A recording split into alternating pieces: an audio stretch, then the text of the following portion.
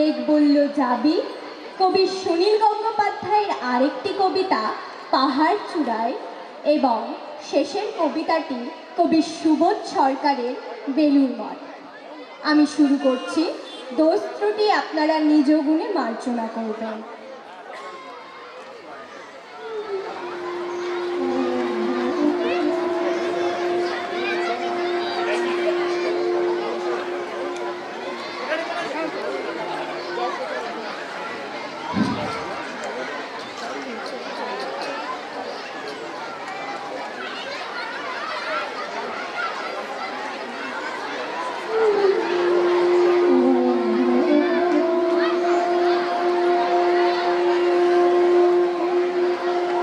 শুধু কবিতার জন্য এই জন্ম, শুধু কবিতার জন্য কিছু খেলা, শুধু কবিতার জন্য একাহীন সন্ধেবেলা ভুবন পেরিয়ে আসা, শুধু কবিতার জন্য অপুলক মুখশ্রীর শান্তি এক ঝলক, শুধু কবিতার জন্য তুমি নারী, শুধু কবিতার জন্য এত রক্তপাত মেঘে গঙ্গেয় প্রপাত, শুধু কবিতার জন্য আরো দীর্ঘদিন বেঁচে থাকতে লোভ হয়, মানুষের মতো ক্ষোভময় বেঁচে থাকা, শুধু কবিতার জন্য আমি অমরত্ব তাচ্ছিল্য করেছি, শুধু কবিতার জন্য।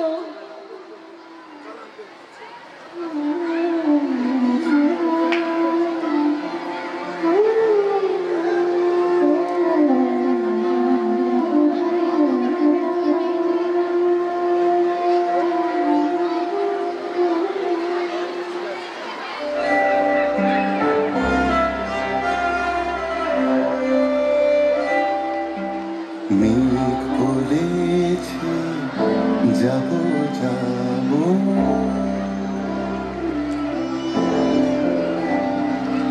মেঘ বলেছে যাবো যাবো, রাত বলেছে মেঘ বলল যাবি অনেক দূরের গেরুয়া নদী, অনেক দূরের একলা পাহাড়, অনেক দূরের গহন সেবা, গেলেই দেখতে পাবি। যাবি? জানলা দিয়ে মুখ ঝুঁকিয়ে বলল সে মেঘ, যাবি আমার সঙ্গে যাবি? দিন ফুরিয়ে রাত ঘনাবে, রাত্রি গিয়ে সকাল হবে, নীল আকাশে উড়বে পাখি, গেলেই দেখতে পাবি। যাবি?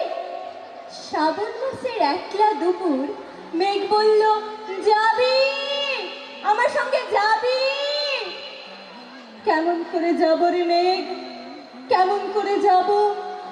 নিয়ম বাঁধা জীবন আমার, নিয়ম ঘেরা এ ধার ও ধার, কেমন করে নিয়ম ভেঙে এ জীবন হারাবো? কেমন করে যাব রে মেঘ, কেমন করে যাব?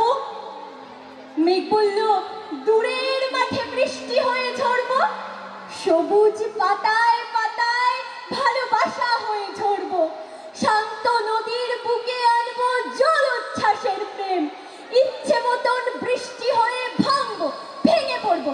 এই মেঘ, তুই যাবি আমার সঙ্গে যাবি?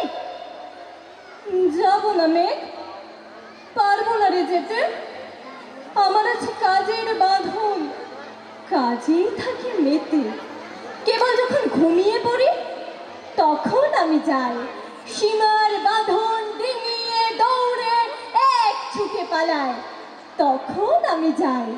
স্বপ্নে আমার গেরুয়া নদী, স্বপ্নে আমার সুনীল আকাশ, স্বপ্নে আমার দূরের পাহাড়, সব কিছুকে পাই।